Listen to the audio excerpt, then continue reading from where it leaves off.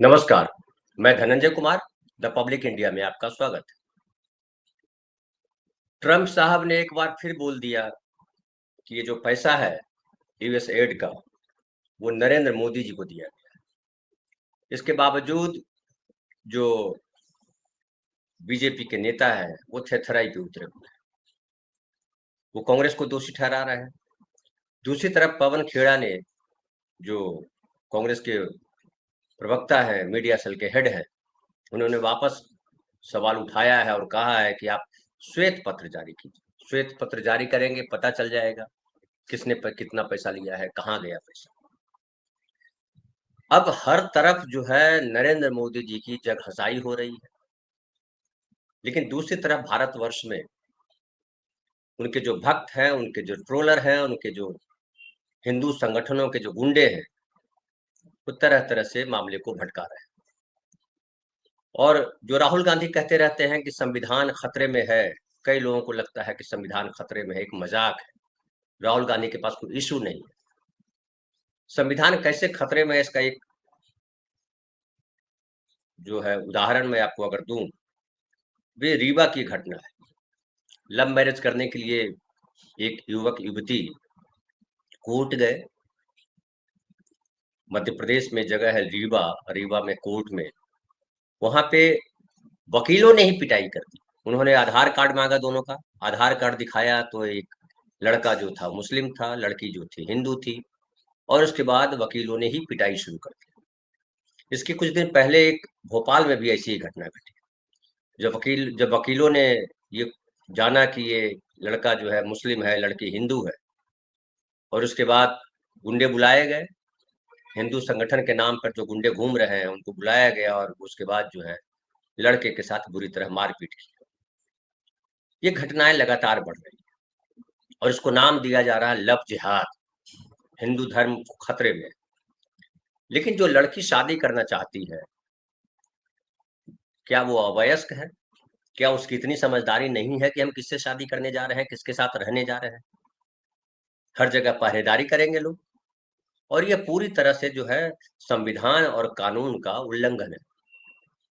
संविधान कहता है कि धर्म, जाति, भाषा के आधार पर कोई भेदभाव नहीं होगा। संविधान ये भी कहता है कि 18 साल से जो ऊपर के हैं, लड़के या लड़की, लड़की की उम्र जो है 18 साल, लड़के की उम्र 21 साल। अगर 21 साल का लड़का है, 18 साल की लड़की है, तो दोनों शादी कर सकते हैं, कोर्ट मैरिज कर सकते हैं, कहीं भी मैरिज कर सकते हैं। और अगर उनको कहीं किसी से खतरा है, तो सरकार और पुलिस प्रशासन का धर्म है कि वो उनको जो है प्रोटेक्शन दे। कोर्ट ऐसे मामलों में, कई मामलों में प्रोटेक्शन दे चुकी है, कह चुकी है पुलिस को कि प्रोटेक्शन दीजिए। लेकिन जब कोर्ट के वकील ही जो है मारपीट करने लगे, तो ये कितनी भयावह बात है। और ये क्यों हो रहा है? हालांकि इस रीवा वाले मामले में फिर पुलिस आई, पुलिस जो है उसको बचा करके ले गई। ये जिन लोगों ने मारपीट की उस पर मुकदमा दर्ज हुआ है। लेकिन ये सब क्यों हो रहा है? ये सब इसलिए हो रहा है ताकि आप जो है हिंदू मुसलमान का जो एजेंडा है वो चलता रहे।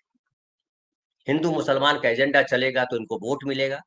और जो दुनिया भर में बदनामी हो रही है देश की, जो देश की अर्थव्यवस्था की हालत खराब लगातार हो रही है, शेयर बाजार लगातार क्रैश कर रहा है, एसआईपी जो म्यूचुअल फंड है, उसमें रिपोर्ट है कि 109% मामले ऐसे बढ़े हैं जो बंद किए जा रहे हैं, एसआईपी बंद हो रहे हैं। और बड़ी बुरी हालत है इन्वेस्टर्स की, लाखों करोड़ रुपए डूबा है। लेकिन इन सब पे ध्यान हटाने के लिए, इन सब से ध्यान हटाने के लिए इस तरह के खेल खेले जा रहे हैं, ताकि हिंदू मुसलमान चलता रहेगा तो लोगों को मालूम रहेगा हिंदू धर्म खतरे में। अब ये भी सवाल उठता है कि उनके परिवार के लोग, हमारा समाज जो है, ऑनर किलिंग हमारे समाज में तो चला आ रहा है। धर्म तो छोड़ दीजिए, अगर जाति का भी अंतर आता है तो परिवार के लोग अपने बेटी या अपने बेटे की हत्या करने, खास करके बेटियों के मामले में, बेटियों की हत्या करने से चूकते नहीं। सरकार या पुलिस प्रशासन का वहां भी कर्तव्य बनता है कि वो जो है कायदे के अनुसार काम करे, और जो इस तरह की बदमाशियां करते हैं उन पर मुकदमा दर्ज होता भी है तो क्या होता है, समाज उनके प्रोडक्शन में खत्म होता है, क्योंकि समाज में वो जड़ता मौजूद है। उनको लगता है कि इस जाति का उस जाति के साथ शादी नहीं हो सकता है, इस धर्म का उस धर्म से शादी तो और बड़ा है। जातियों में देख लीजिए, तो जब जातियों में अगर शादी नहीं करने दे सकते हैं तो धर्मों का कैसे कबूल करेंगे। और ये ज्यादातर उन समाजों परिवारों में हो रहा है जो लोअर मिडिल, जिनको न जाति ने कुछ ने दिया है न धर्म ने कुछ दिया है, वही सबसे ज्यादा इसको लेकर के परेशान रहते हैं। लेकिन पहले जो होता था उसकी स्थिति अलग थी, अभी जो हो रहा है उसकी स्थिति अलग है। पहले जो है वो पारिवारिक मामला होता था, परिवार के लोग खिलाफ खड़े होते थे। अभी धर्म के नाम पर जो एजेंडा चल रहा है और जो हिंदू संगठन तरह तरह के बनाए गए, उनके गुंडे जाकर के धमकाते हैं। अगर लड़की के परिवार वाले तैयार भी हैं, लड़के के परिवार वाले तैयार भी हैं, तो उनको जाकर के धमकाते हैं बाकायदा, और कहते हैं कि तुम्हारी बेटी के साथ ये करेंगे, तुम्हारे बेटे के साथ ये करेंगे। और फिर एक भय का वातावरण बनाया जाता है, और फिर जो लड़का लड़की जो है उनको अलग कर दिया जाता है। अब इस रीवा वाले घटने में बताया जा रहा है कि लड़की जो है वो प्रेग्नेंट है। कई लोग कहेंगे, उसकी नैतिकता के ठेकेदार है, वो कहेंगे कि शादी से पहले कैसे आपने संबंध बना लिया। लेकिन वो आसाराम बापू से नहीं जाकर के पूछेगा। वो 75 साल का पुजारी जिसने 20-22 साल की लड़की के साथ जबरन संबंध बना करके उसको प्रेग्नेंट कर दिया, उसको मारने नहीं जाएंगे, उस पर कोई सवाल नहीं उठाएंगे, चूंकि वो साधु है, वो हिंदू धर्म के रक्षक है। ये कौन सा समाज बना रहा है। और चिंता की बात यह है कि बीजेपी के लोग ढिठाई में लगे रहते हैं। उनको लग रहा है कि वो समाज को जो है चमका रहे हैं, हिंदू धर्म बचा रहे हैं, हिंदू धर्म को गटर में डाल रहे हैं। अभी एक वीडियो आया वहां से, कुंभ से, प्रयागराज से डिजिटल स्नान करवाया जा रहा है। कि आप, लड़का बोल रहा है वीडियो में कि आप जो है व्हाट्सएप पे फोटो भेजिए, 1100 रुपया ऑनलाइन पेमेंट कीजिए, हम आपको डिजिटल स्नान करवाएंगे। वो बता रहा था कि वो फोटो निकालता है आधार कार्ड से, जो आपने फोटो भेजा है व्हाट्सएप पे, उससे वो फोटो प्रिंट कराएगा और प्रिंट करा करके वो पानी में फोटो को नहलाएगा। ये डिजिटल स्नान हो। अब उसने दिखाया है वीडियो में कि कैसे स्नान कराएंगे। अब एक चैनल है गटर मीडिया का, वो बता रहा था कि ये देखिए हिंदू धर्म के साथ मजाक हो रहा है, धंधा बनाया जा रहा है। कितने बेशरम लोग हैं। जब पितरों को दान दिया जाता है सालों साल से, गौदान, क्या क्या दान, वो हमारे पितरों के पास पहुंचता है, पिंड दान जो करते हैं वो पितर के पास पहुंच जाता है। और फोटो जो नहला रहा है, तो वो जो है नहीं हो रहा है, वो गलत कर रहा है, समाज धर्म को धंधा बना रहा है। ये धंधा बनाए तो ठीक है, पंडित जी धंधा बना ले, भाजपा के लोग धंधा बना ले, आरएसएस के लोग धंधा बना ले, वो सही है। और उसमें कोई दूसरा घुस जाए जो इनके साथ जुड़ा हुआ नहीं है, तो वो धंधा हो जाता है। भाई जब पिंडदान से मिलता है पितरों को, तो डिजिटल स्नान से क्यों नहीं होगा। ऑनलाइन पूजा करके प्रसाद ग्रहण कर सकते हैं, ऑनलाइन पूजा हो रही है ना, करवा रहे हैं ना, तो डिजिटल स्नान क्यों नहीं हो सकता है। लेकिन अब यहाँ भी देख लीजिए, आरक्षण का मामला आ जाता है कि हाँ पंडित जी इन्वॉल्व नहीं है। वो पंडित जी अगर कोई दुकान खोलते, कोई बाबा दुकान खोलता, तो वो सही हो जाता। कोई बाबा अगर कहता कि आप जो है यहाँ पे आप जमा कीजिए और हम डिजिटल स्नान कराएंगे, तो हो सकता है कि आदित्यनाथ जो है उसका उद्घाटन करते उस डिजिटल स्नान को, या मोदी जी ये करते। या कुंभ में उनको आइडिया नहीं आया होगा, तो कर देते कि सरकार ने जो है अब कह दिया है कि अब कहाँ इतने लोग आएंगे, ये लीजिए डिजिटल स्नान करा देते हैं। और उसके बाद जो है प्रसारित किया जाता, वर्ल्ड के दूसरे दूसरे हिस्सों से भी आ जाता। लेकिन ये आइडिया मुझे अच्छा लगा डिजिटल स्नान करने का। ये कल ये धंधा बढ़ेगा। और चूंकि धर्म जो है आस्था का विषय अब रहा नहीं, आस्था जो है इंसान को संवेदनशील बनाती है, आस्था इंसान को मनुष्य बनाती है। और मनुष्य बनाए तभी वो आस्था है, मनुष्य बनाए तभी वो धर्म है। जो गुंडा बनाए, जो लुटेरा बनाए, वो न धर्म है और न आस्था है। ये जो कुंभ के नाम पे जो तमाशा किया जा रहा है, उस पर किसी को आपत्ति नहीं। अभी नड्डा जी गए हुए नहाने के लिए, कितना बढ़िया ना स्नान कर रहे हैं, और आम आदमी जाता है नहाने के लिए। कितनी बार हम लोग, सरकार के कार्य पर कोई जू नहीं देखता। फिर देखिए कि जिस तरह से रेलवे, नई दिल्ली में जो दुर्घटना हुई रेलवे स्टेशन पर, उसके बाद सैकड़ों वीडियो जो है वो आए सोशल मीडिया पर। रेलवे ने एक्स को, ट्विटर को लिखा कि ये 280 वीडियो आप निकालो। क्यों? इसलिए निकालो कि इससे गलत मैसेज जाएगा, रेलवे के बारे में खराब छवि बनी। रेलवे के बारे में अच्छी छवि बनी, ऐसा कुछ किया? क्या किया? वो जो बेटिकट थे वो घुस गए, जिनके पास टिकट था वो बाहर रह गए, भगदड़ हुई, मर गए। और आपने कहा भगदड़ नहीं हुई। क्या रेलवे की छवि उससे बनी? अधिकारी आपका कह रहा, चीफ पीआरओ कह रहा कि भगदड़ नहीं मची, वो एक आदमी गिर गया, फिर उसके बाद वो हो गया, वो कथा सुना रहा था। बाद में आप लोग ही कह रहे हो कि भगदड़ मची, आपने खाली कराया। ये क्या है? इसका मतलब है कि बीजेपी की सरकारों को अपने धंधे पे इतना भरोसा है, उसको लगता है कि हमने हिंदू धर्म का इतना बड़ा लवादा उड़ा हुआ है, क्योंकि हम ही एक ठेकेदार है हिंदू धर्म बचाने के, बाकी तो कोई है नहीं। और हिंदू धर्म को बचाना है, सारे लोग कह रहे हैं कि हिंदू धर्म को बचाना है, और इस नाम पर आप धंधा चलाते रहो। हिंदू धर्म को बचाने के नाम पर सत्ता पाने का धंधा। अभी दिल्ली में जो है रेखा गुप्ता जी चीफ मिनिस्टर बने, क्या कहा उन्होंने? हम शीश महल में नहीं रहेंगे, वो म्यूजियम बनेगा, गाड़ी में रहेंगे। गाड़ी ले आए, केजरीवाल जी के जो महंगी गाड़ी थी लंबी सी, उसको अपने साथ मंगवा लिया और नया शीश महल बनाएंगे। ये क्या है? क्या ये धंधा नहीं है? क्या ये अय्यासी नहीं है? क्या ये शासन है? लेकिन अब किस किस को टोकिएगा? आम आदमी पार्टी यहाँ पे बीजेपी पे आरोप लगाएगी। बीजेपी देखिए वहां पंजाब में आरोप लगा रही है। पंजाब में एक मंत्री है, मंत्री जी के पास बताइए कि उनके पास डिपार्टमेंट है, डिपार्टमेंट नहीं है और मंत्री। और 20 महीने से उस मंत्रालय के मंत्री हैं।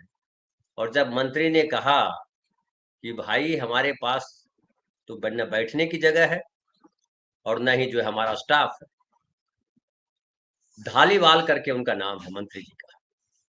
अब पंजाब सरकार को जब ये पता चला, वो कैबिनेट मंत्री है कुलदीप सिंह धालीवाल, 20 महीने से प्रशासनिक सुधार विभाग के मंत्री थे। उन्हें न कभी इस विभाग का कार्यालय मिला, न सचिव। विभाग की कभी मीटिंग भी नहीं हुई। मंत्री खुद अपने विभाग की तलाश कर रहे थे। बताया गया है कि मंत्री ने यह सब मुख्यमंत्री भगवंत मान को बताया, तो उन्होंने गलती सुधारी। मुख्यमंत्री की सलाह पर पंजाब के गवर्नर ने 7 फरवरी 2025 को गजट नोटिफिकेशन जारी करके कहा कि प्रशासनिक सुधार विभाग अब अस्तित्व में नहीं है। और 23 सितंबर 2024 को जारी नोटिफिकेशन में संशोधन किया गया। 23 सितंबर 2024 को नोटिफिकेशन जारी हुआ था।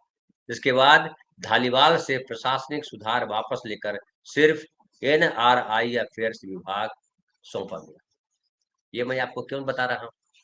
ये बता रहा हूँ कि सब एक जैसे। ये जो अन्ना आंदोलन में पैदा हुए दोनों रत्न, महारत्न, नरेंद्र मोदी जी यानी बीजेपी और केजरीवाल जी यानी आम आदमी पार्टी, दोनों कांग्रेस को भ्रष्ट बता करके चमके कि हम देश को उबारने आ रहे हैं। देश को कैसे उबार रहे हैं आप समझिए। ट्रंप वहां कह रहे हैं कि पैसा दिया हमने, वो मोदी ने लिया। यहाँ भक्त चिल्ला रहे हैं कि नहीं, कांग्रेस ने लिया। आम आदमी पार्टी के लोग कह रहे थे कि कांग्रेस भ्रष्ट है। अब उनके शीश महल की जांच हो रही है। ऐसा विभाग है, बताइए कैसे राजनीति करने आए थे? बोला था राजनीति बदल देंगे। अब बताया जा रहा है कि जो है मंत्री के पास विभाग ही नहीं है और मंत्री है। 20 महीने हो गए। अब बीजेपी ने आरोप लगाया है कि रिमोट कंट्रोल से जो सरकार चलती है वो ऐसा ही हो। लेकिन बीजेपी को अपनी सरकारों में कुछ नहीं दिखाई पड़ता। जो हालत है उत्तर प्रदेश की, जो हालत है मध्य प्रदेश की, जो हालत है गुजरात की, जो हालत है उत्तराखंड की। उत्तराखंड का कल एक वीडियो देख रहा था, विधानसभा में चल रहा था। कृषि मंत्री है और कृषि मंत्री को यह नहीं पता कि प्राकृतिक खेती क्या होती है। वो बता रहे थे कि प्राकृतिक खेती जो है वहाँ प्राकृतिक खेती में ये हो रहा है, इतना पैसा खर्च किया जा रहा है, ये बजट दिया जा रहा है, क्या क्या बोल रहे थे। और किसी ने, विधायक ने पूछ दिया कि प्राकृतिक खेती में कौन कौन सी फसल होती है, कुछ पता नहीं। ऐसे ही आज जो है मैं देख रहा था एक और वीडियो, शायद वहीं का था। वहां समिति को श्रीमती पढ़ रहे थे मंत्री को। तो ऐसे ऐसे मंत्री बीजेपी ने पैदा किए, जो समिति को श्रीमती पढ़ जाते हैं, प्राकृतिक खेती का मतलब नहीं जानते हैं, जो कानून का मतलब नहीं जानते हैं, कानून का खुद मजाक उड़ाते हैं। और अभी एक और आपको घटना सुनाऊं। शिवराज सिंह चौहान एक मंत्री है, मध्य प्रदेश के मुख्यमंत्री रहे लंबे समय। उन्होंने अपने ट्विटर पे एक जो है ट्वीट किया, जिसमें उन्होंने बताया कि वो जा रहे थे एयर इंडिया की फ्लाइट लेकर के। उनको 8C सीट नंबर मिली, सीट टूटी हुई थी। उन्होंने शिकायत की तो कहा, जो जहाज पे जो स्टाफ थे, कि सर हमने तो प्रबंधन से शिकायत की है, लेकिन हमने कहा भी कि ये सब टिकट नहीं, ये सब सीट खराब है, इसके टिकट ना बेचिए, लेकिन वो किया जा रहा है। अब चूंकि वो मंत्री हैं तो उनकी बात तुरंत सुन ली गई। एयर इंडिया ने माफी भी मांग ली, और उन्होंने कहा है, लिखा है कि एयर इंडिया प्राइवेट हो गया, टाटा को दिया गया, इसके बावजूद ये हाल है। ये क्या है? क्यों ऐसा? ऐसा इसलिए है कि सरकार का ध्यान प्रशासन में नहीं है। सरकार का ध्यान देश की शासन व्यवस्था को बेहतर करने में नहीं है। सरकार का ध्यान कैसे सत्ता में बने रहे, कैसे कांग्रेस को धसाएं, कैसे दूसरों को गिराएं, देशद्रोही साबित करें, थेथराई करें, इसी में लगे हुए हैं। और इसी का नतीजा है कि पूरे देश में ऐसी स्थिति है। एक और मैं घटना सुनाऊंगा। ये मैं घटना इसलिए सुना रहा हूं कि आप, एक घटना नहीं है, और ये समझना होगा कि संविधान का क्या हाल कर रखा है, और ये हिंदू राष्ट्र अगर लेके आएंगे तो कैसा राष्ट्र बनाएंगे, इसकी कल्पना कीजिए। तो ट्रंप ने जो किया, और दुनिया में किसी देश में ऐसा हुआ नहीं कि उनके नागरिकों को हथकड़ी और सिकड़ बांध करके भेजा गया, लेकिन फिर भी इनको गर्व है कि डंका बजा रहे हैं। तो अमेरिका में कैसा डंका बजा, दुनिया में क्या हुआ? टैरिफ की बात अलग हो रही है, टेस्ला आ रहा है, और फिर से कह दिया ट्रंप साहब ने कि मोदी जी को पैसा दिया। और देश में जो हालत है कानून व्यवस्था की, देश में जो हालत है सांप्रदायिक सद्भाव की, क्या हाल बना रखा है। न रेलवे ठीक से चल रहा है, न जहाज ठीक से चल रहा है, न सड़कों की हालत ठीक है। देश की हालत तो भगवान भरोसे है। लेकिन भगवान को भी जो इन्होंने बंधक बना दिया, वो जैसे चाहते हैं प्रेजेंट करते हैं। जब कोई गंगा के बारे में बोलेगा, उत्तर प्रदेश में गंगा मैली है, तो बोलेंगे कि गंगा मैली है करके आप हिंदुओं का अपमान कर रहे हैं। और ये जब बोलते हैं जमुना मैली है, केजरीवाल जी के समय में बोल रहे थे, तो वो यमुना नदी को सुधार रहे थे। ये दोहरापन, डबल स्टैंडर्ड, इससे पता लगता है कि ये संवेदनहीन है, व्यवस्था में सुधार के बजाय अराजकता फैलाना चाहते हैं, गुंडा राज कायम करना चाहते हैं। और ये गुंडा राज तरह तरह से कायम कर, गुंडों को आगे करके भी गुंडा राज कायम कर रहे हैं, जो धर्म के नाम पर गुंडागर्दी कर रहे हैं। प्रशासन को लगा रखा है गुंडागर्दी करने के लिए, और मंत्री तो हैं ही एक से एक माशाअल्लाह। तो ये समझना जरूरी है कि आपको कैसा देश चाहिए। अब ये 11 साल ही हुए, अभी और इंतजार करना चाहते हैं तो बड़ी अच्छी बात है, कीजिए। लेकिन संविधान अगर नहीं बचा तो आपका बचना भी मुश्किल है, क्योंकि गुंडागर्दी जो है, गुंडा किसी को पहचानता नहीं। फिलहाल इतना ही, कल फिर बात करेंगे हम किसी बहुत बहुत धन्यवाद।